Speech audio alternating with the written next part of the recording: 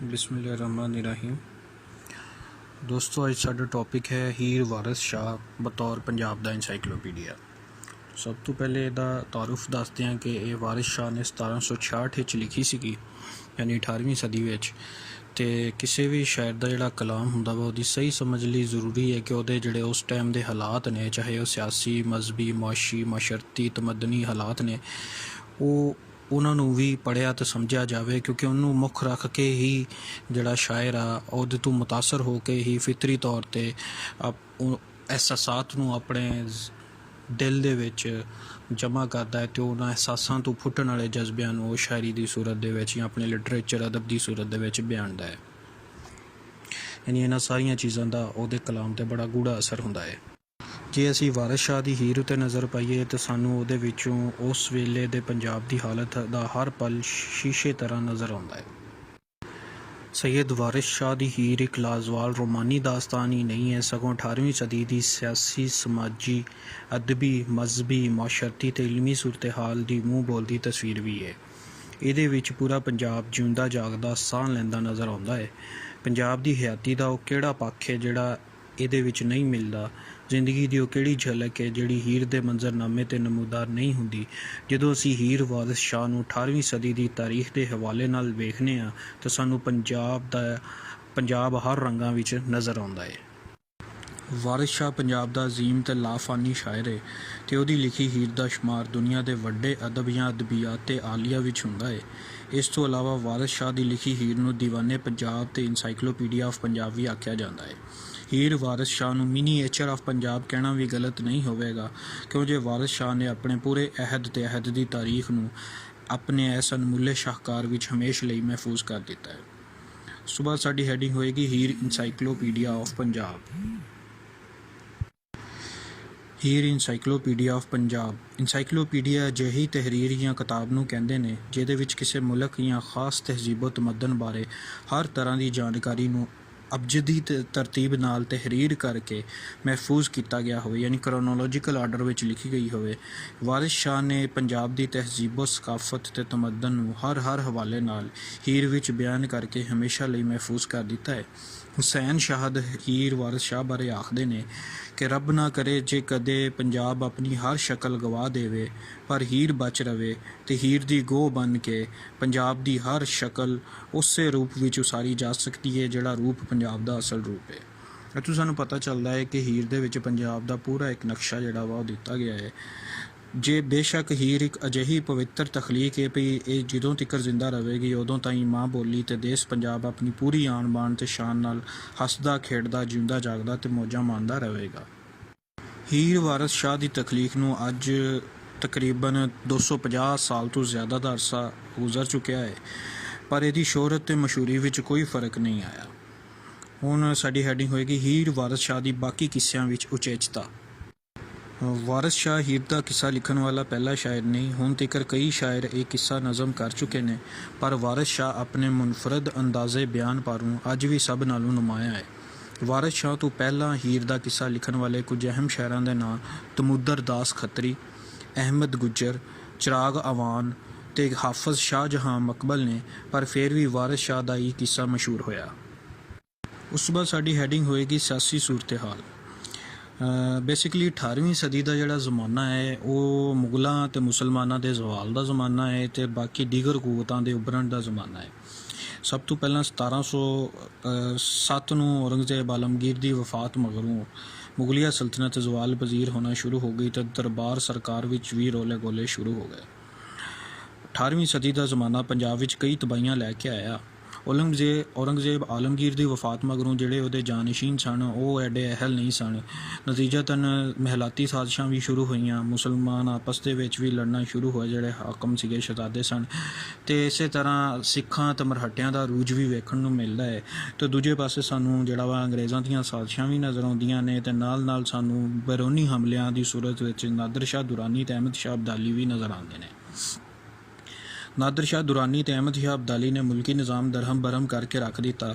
ਪੰਜਾਬ ਦਾ ਇਲਾਕਾ ਅਹਿਮਦ ਸ਼ਾਹ ਅਬਦਾਲੀ ਦੇ ਹਮਲਿਆਂ, ਸਿੱਖਾਂ ਦੀਆਂ ਸਾਜ਼ਿਸ਼ਾਂ ਤੇ ਮੁਸਲਮਾਨਾਂ ਦੀਆਂ ਆਪਸੀ ਖਾਨਾ ਜੰਗੀਆਂ ਪਾਰੋਂ ਮੈਦਾਨੇ ਜੰਗ ਬਣ ਗਿਆ।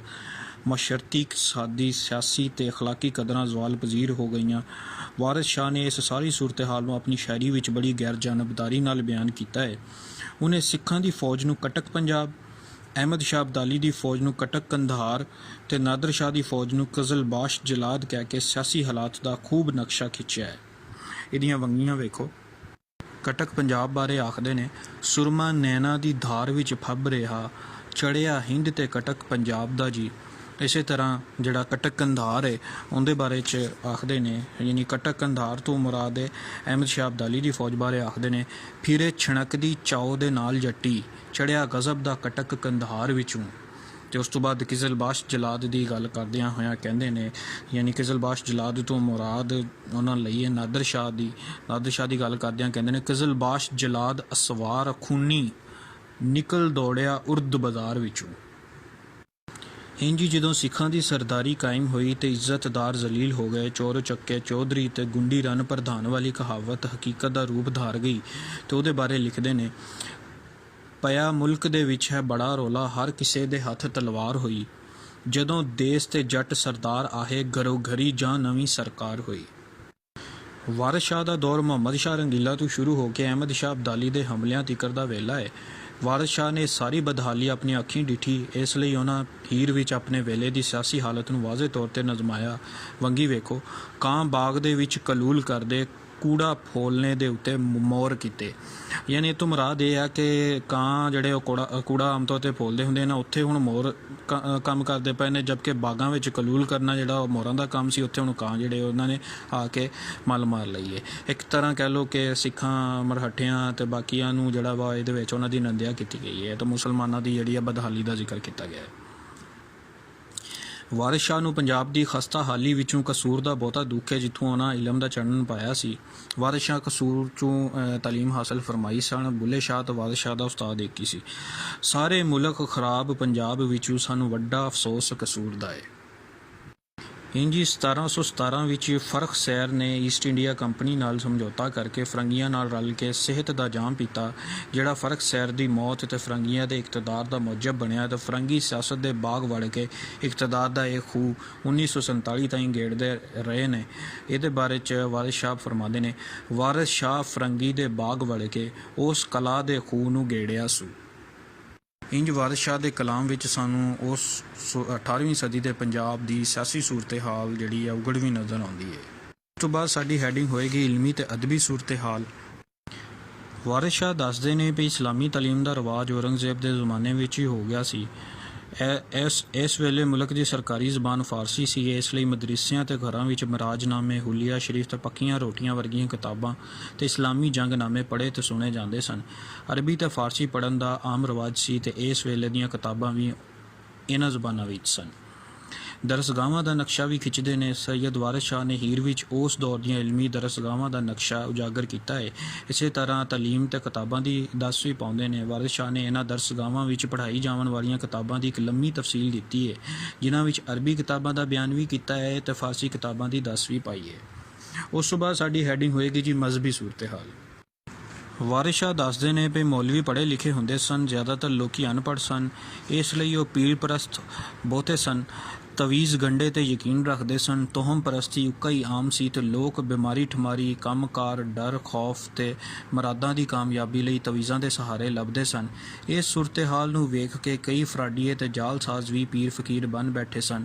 ਉਹ ਲੋਕਾਂ ਨੂੰ ਸਬਜ਼ ਚੋਲੇ ਦੀ ਆੜ ਵਿੱਚ ਜਾਂ ਸਾਧੂ ਸਨਤ ਤੇ ਫਕੀਰ ਬਣ ਕੇ ਲੁੱਟ ਰਹੇ ਸਨ।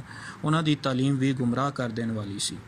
ਮੌਲਵੀਆਂ ਦੀ ਹਾਲਤ ਬਾਰੇ ਆਖਦੇ ਨੇ, ਦਾੜੀ ਸ਼ੇਖ ਦੀ ਅਮਲ ਸ਼ੈਤਾਨ ਵਾਲੇ ਕਿਹਾ ਰਾਣੀਓ ਜਾਂਦਿਆਂ ਰਾਹੀਆਂ ਨੂੰ।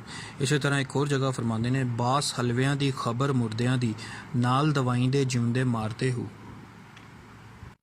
ਇੰਝ ਵਾਰਿਸ ਸ਼ਾਹ ਹੋਰਾਂ ਨੇ ਮੌਲਵੀਆਂ ਦੀ ਜਬਲਤ, ਫਿਤਰਤ, ਤਬਾਹ ਤੇ ਚਾਨਣ ਦੇ ਨਾਲ ਨਾਲ ਉਹਨਾਂ ਦੀ ਬੇਅਮਲੀ ਨੂੰ ਰੜੇ ਤੇ ਬਿਆਨ ਕੀਤਾ ਹੈ।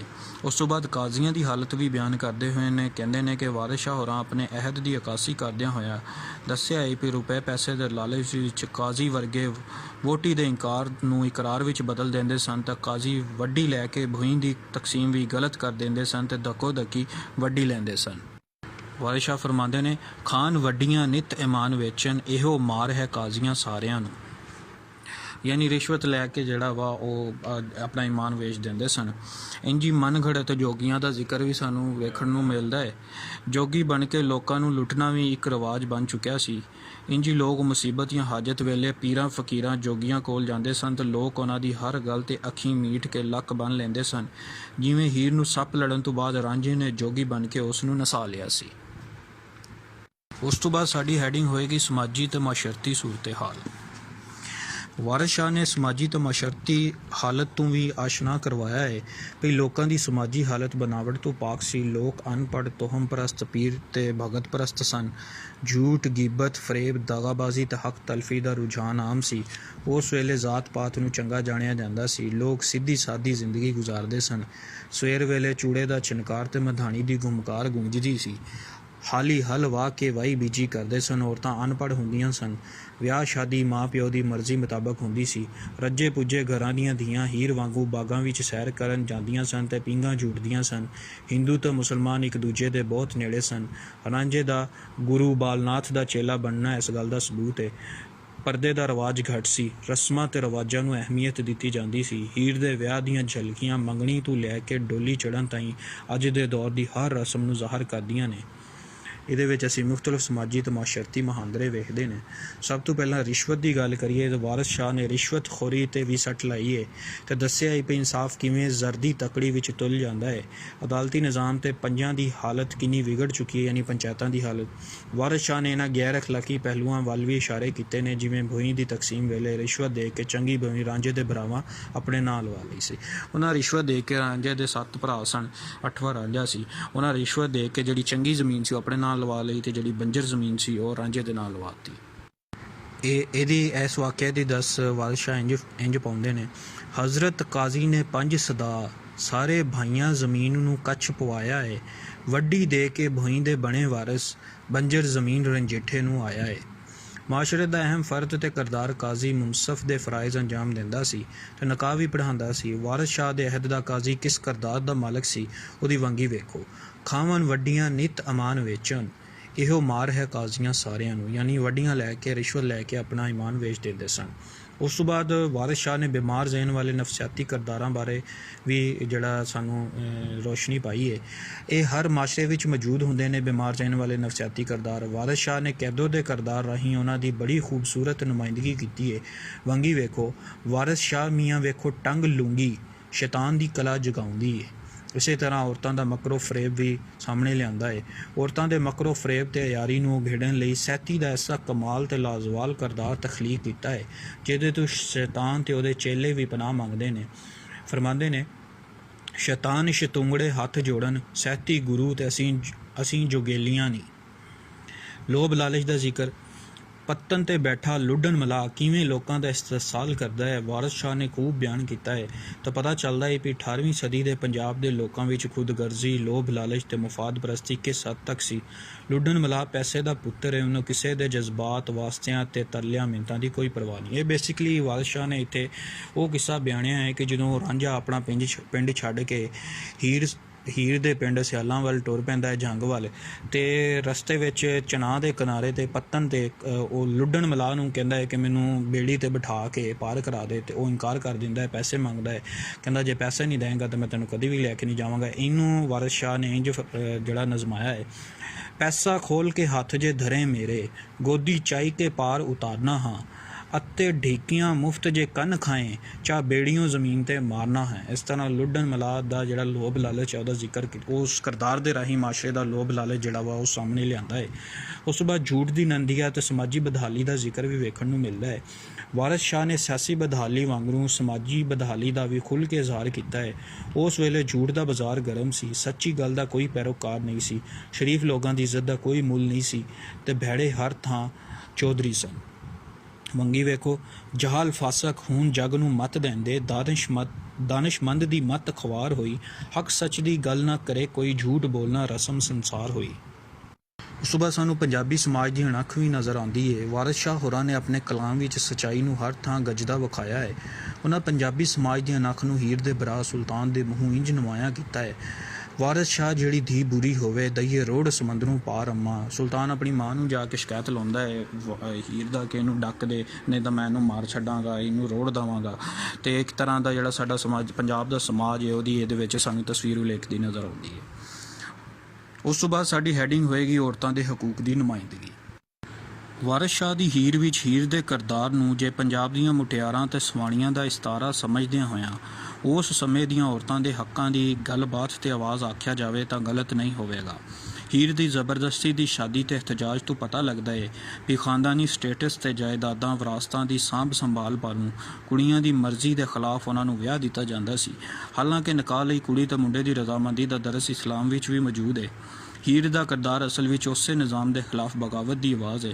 ਲਿਹਾਜ਼ਾ ਹੀਰ ਦੇ ਕਿਰਦਾਰ ਨੂੰ ਜੇ ਆਜ਼ਾਦੀ ਨੁਸਵਾਂ ਤੇ ਹਕੂਕੇ ਨੁਸਵਾਂ ਦੀ ਆਵਾਜ਼ ਕਹਿ ਲਿਆ ਜਾਵੇ ਤਾਂ ਗਲਤ ਨਹੀਂ ਹੋਵੇਗਾ। ਹੀਰ ਆਪਣੇ ਹੱਕਾਂ ਲਈ ਕਿਵੇਂ ਲੜਦੀ ਹੈ, ਉਹਦੀ ਬੇਬਾਕੀ ਤੇ ਸਾਬਤ ਕਦਮੀ ਲਈ ਵੰਗੀ ਵੇਖੋ। ਵਾਰਿਸ ਸ਼ਾਹ ਨਾ ਮੂੜਾਂ ਰੰਜੀਟੜੇ ਤੂੰ, ਭਾਵੇਂ ਬਾਪ ਦੇ ਬਾਪ ਦਾ ਬਾਪ ਆਵੇ। ਯਾਨੀ ਹੀਰ ਆਖਦੀ ਹੈ ਕਿ ਮੈਂ ਰਾਂਝੇ ਨੂੰ ਨਹੀਂ ਛੱਡ ਸਕਦੀ, ਭਾਵੇਂ ਮੇਰੇ ਪਿਓ ਦਾ ਪਿਓ ਅਤੇ ਉਹਦਾ ਪਿਓ ਵੀ ਆ ਜਾਵੇ, ਜਿਹੜਾ ਮਰਜ਼ੀ ਆ ਜਾਵੇ। ਯਾਨੀ ਉਸ ਤੋਂ ਬਾਅਦ ਅਖਲਾਕੀ ਕਦਰਾਂ ਦਾ ਸਵਾਲ ਸਾਡੀ ਹੈਡਿੰਗ ਹੋਏਗੀ ਜੀ। ਸਿਆਸੀ ਅਤੇ ਮਾਸ਼ਰਤੀ ਹਾਲਾਤ ਦੀ ਅਬਤਰੀ ਦੇ ਨਾਲ ਨਾਲ 18ਵੀਂ ਸਦੀ ਦਾ ਪੰਜਾਬ ਅਖਲਾਕੀ ਹਵਾਲੇ ਨਾਲ ਵੀ ਜ਼ਵਾਲ ਪਜ਼ੀਰ ਹੋ ਚੁੱਕਿਆ ਸੀ। ਵਾਰਿਸ ਸ਼ਾਹ ਨੇ ਮਾਸ਼ਰੇ ਵਿੱਚ ਅਖਲਾਕੀ ਜ਼ਵਾਲ ਨੂੰ ਮਹਿਸੂਸ ਕਰਦਿਆਂ ਹੋਇਆਂ ਉਹਨਾਂ ਜ਼ਵਾਲ ਪਜ਼ੀਰ ਕਦਰਾਂ ਨੂੰ ਫਿਰ ਤੋਂ ਜ਼ਿੰਦਾ ਕਰਨ ਦਾ ਆਹਰ ਕੀਤਾ ਹੈ। ਵਾਰਿਸ ਸ਼ਾਹ ਅਖਲਾਕੀਆਤ ਦਾ ਮੁਬੱਲਗ ਹੈ। ਉਹਦੀ ਹੀਰ ਵਿੱਚ ਥਾਂ ਥਾਈਂ ਆਲਾ ਅਖਲਾਕੀ ਗੱਲਾਂ ਤੇ ਤਾਲੀਮਾਤ ਦਾ ਜ਼ਿਕਰ ਮਿਲਦਾ ਹੈ। ਵਾਰਿਸ ਸ਼ਾਹ ਦੀਆਂ ਅਖਲਾਕੀ ਗੱਲਾਂ ਮਾਸ਼ਰੇ ਤੇ ਸਮਾਜ ਦੀ ਇਸਲਾਹ ਲਈ ਵਾਅਜ਼ ਤੇ ਤਬਲੀਗ ਦਾ ਦਰਜਾ ਰੱਖਦੀਆਂ ਨੇ। ਕੁਝ ਮਿਸਰੇ ਮੁਲਾਹਿਜ਼ਾ ਕਰੋ। ਵਾਰਿਸ ਸ਼ਾਹ ਉਹ ਸਦਾ ਹੀ ਜਿਉਂਦੇ ਨੇ ਜਿਨ੍ਹਾਂ ਕੀਤੀਆਂ ਨੇਕ ਕਮਾਈਆਂ ਨੇ। ਇਸੇ ਤਰ੍ਹਾਂ ਫਰਮਾਉਂਦੇ ਨੇ, ਸੁਲ੍ਹਾ ਕੀਤਿਆਂ ਫਤਹ ਜੇ ਹੱਥ ਆਵੇ, ਕਮਰ ਜੰਗ ਤੇ ਮੂਲ ਨਾ ਕੱਸੀਏ ਨੀ। ਫੇਰ ਫਰਮਾਉਂਦੇ ਨੇ, ਭਾਈ ਮਰਨ ਤੇ ਪੌਂਦੀਆਂ ਭਜ ਬਾਹਾਂ, ਬਿਨਾ ਭਾਈਆਂ ਪਰ ਹੈ ਪਰਵਾਰ ਨਹੀਂ। ਵਾਰਿਸ ਸ਼ਾਹ ਕਰ ਬੰਦਗੀ ਰੱਬ ਦੀ ਤੂੰ, ਜਿਸ ਵਾਸਤੇ ਰੱਬ ਬਣਾਇਆ ਹੈ। ਇਹ ਉਹ ਅਟਲ ਸੱਚਾਈਆਂ ਨੇ, ਅਖਲਾਕੀ ਕਦਰਾਂ ਨੇ ਕਿ ਜਿਨ੍ਹਾਂ ਵੱਲ ਮੁੜਨ ਦਾ ਆਹਰ ਕੀਤਾ ਹੈ ਵਾਰਿਸ ਸ਼ਾਹ ਨੇ। ਉਸ ਤੋਂ ਬਾਅਦ ਸਾਡੀ ਹੈਡਿੰਗ ਹੋਏਗੀ ਹੀਰ ਵਾਰਿਸ ਸ਼ਾਹ ਵਿੱਚ ਆਫਾਕੀਅਤ ਯਾਨੀ ਯੂਨੀਵਰਸਲਿਜ਼ਮ, ਯੂਨੀਵਰਸੈਲਿਟੀ। ਵਾਰਿਸ ਸ਼ਾਹ ਨੇ ਆਪਣੀ ਹਿਕਮਤੋ ਦਾਨਿਸ਼ ਤੇ ਸੂਝ ਸਿਆਣਪ ਨਾਲ ਹੀਰ ਦੇ ਇਸ਼ਕੀਆ ਕਿੱਸੇ ਵਿੱਚ ਕਈ ਗੱਲਾਂ ਅਜਿਹੀਆਂ ਕੀਤੀਆਂ ਨੇ ਜੋ ਅੱਜ ਵੀ 250 ਸਾਲ ਗੁਜ਼ਰਨ ਦੇ ਬਾਵਜੂਦ ਸਜਰੀਆਂ ਤੇ ਨਵੀਆਂ ਨਰੋਈਆਂ ਨੇ। ਅਸਲ ਵਿੱਚ ਉਹਨਾਂ ਦੀਆਂ ਇਹ ਗੱਲਾਂ ਆਫਾਕੀਅਤ ਤੇ ਆਲਮਗੀਰ ਸੱਚਾਈਆਂ ਦਾ ਰੂਪ ਵਟਾ ਗਈਆਂ ਨੇ ਤੇ ਹਰ ਅਹਿਦ ਦੌਰ ਤੇ ਥਾਂ ਤੇ ਤਸਲੀਮ ਕੀਤੀਆਂ ਜਾਂਦੀਆਂ ਰਹਿਣਗੀਆਂ। ਕੁਝ ਮਿਸਾਲਾਂ ਦੇਖਦੇ ਹਾਂ। ਵਾਰਿਸ ਸ਼ਾਹ ਇਹ ਹਿਰਸ ਬੇਫਾਇਦਾ ਹੀ, ਓੜਕ ਇਸ ਜਹਾਨ ਤੂੰ ਜਾਣਾ ਹੀ। ਵਾਰਿਸ ਸ਼ਾਹ ਵਸਾ ਕੀ ਜ਼ਿੰਦਗੀ ਦਾ, ਸਾਡੀ ਉਮਰ ਹੈ ਨਕਸ਼ ਪਤਾਸਿਆਂ ਤੇ। ਇਸ ਤਰ੍ਹਾਂ ਜਿਹੜਾ ਵਾ ਜ਼ਿੰਦਗੀ ਦਾ ਨਾਫਾਨੀ ਹੋਣਾ ਜਿਹੜਾ ਉਹਦੀ ਗੱਲ ਕੀਤੀ ਗਈ ਹੈ। ਉਸ ਤੋਂ ਬਾਅਦ ਇਸ਼ਕ ਦੀ ਗੱਲ ਕਰਦੇ ਹੋਇਆਂ ਵਾਰਿਸ ਸ਼ਾਹ ਫਰਮਾਉਂਦੇ ਨੇ, ਵਾਰਿਸ ਸ਼ਾਹ ਮਹਿਬੂਬ ਨੂੰ ਤਦ ਪਾਈਏ ਜਦੋਂ ਆਪਣਾ ਆਪ ਗਵਾ ਲਈਏ। ਅਤੇ ਇਸੇ ਤਰ੍ਹਾਂ ਫਰਮਾਉਂਦੇ ਨੇ, ਵਾਰਿਸ ਸ਼ਾਹ ਮੀਆਂ ਜਿਹਨੂੰ ਇਸ਼ਕ ਲਗਾ ਦੀਨ ਦੁਨੀ ਦੇ ਕੰਮ ਥੀ ਜਾ ਰਿਹਾ। ਅਤੇ ਜਿਹੜਾ ਅਕੀਦਾ ਤਕਦੀਰ ਹੈ ਉਹਦੇ ਬਾਰੇ 'ਚ ਕਹਿੰਦੇ ਨੇ, ਲਿਖਿਆ ਲੋਹੇ ਕਲਮ ਦਾ ਨਹੀਂ ਮੁੜਦਾ, ਹੋਣੀ ਹੁੰਦੀ ਏ ਹਰਫ ਲਖਾਣੀਆਂ ਨੂੰ। ਉਹ ਆਫਾਕੀ ਗੱਲਾਂ ਨੇ, ਯੂਨੀਵਰਸਲ ਟਰੂਥਸ ਨੇ ਜਿਹੜੇ ਸਾਨੂੰ ਵਾਰਿਸ ਸ਼ਾਹ ਦੀ ਸ਼ਾਇਰੀ ਵਿੱਚ ਨਜ਼ਰ ਆਉਂਦੇ ਨੇ। ਉਸ ਤੋਂ ਬਾਅਦ ਸਾਡੀ ਹੈਡਿੰਗ ਹੋਏਗੀ ਜੀ ਪੰਜਾਬ ਦੀ ਤਹਿਜ਼ੀਬੋ ਸਕਾਫਤ ਦੀ ਨੁਮਾਇੰਦਗੀ। ਵਾਰਿਸ ਸ਼ਾਹ ਨੇ ਹੀਰ ਦਾ ਕਿੱਸਾ ਸ਼ੁਰੂ ਕਰਨ ਲੱਗਿਆਂ ਸਭ ਤੋਂ ਪਹਿਲੇ ਪੰਜਾਬ ਦੀ ਤਹਿਜ਼ੀਬੋ ਸਕਾਫਤ ਤੇ ਵਸੋਂ ਦੀ ਤਾਰੀਫ ਬੜੀ ਖੂਬਸੂਰਤੀ ਨਾਲ ਸਿਰਫ ਇੱਕ ਬੰਦ ਵਿੱਚ ਬਿਆਨ ਕੀਤੀ ਹੈ। ਇਸ ਇਕੱਲੇ ਬੰਦ ਤੋਂ ਵਾਰਿਸ ਸ਼ਾਹ ਦੀ ਦੇਸ਼ ਪੰਜਾਬ ਨਾਲ ਮੁਹੱਬਤ ਦਾ ਵੀ ਪਤਾ ਲੱਗਦਾ ਹੈ।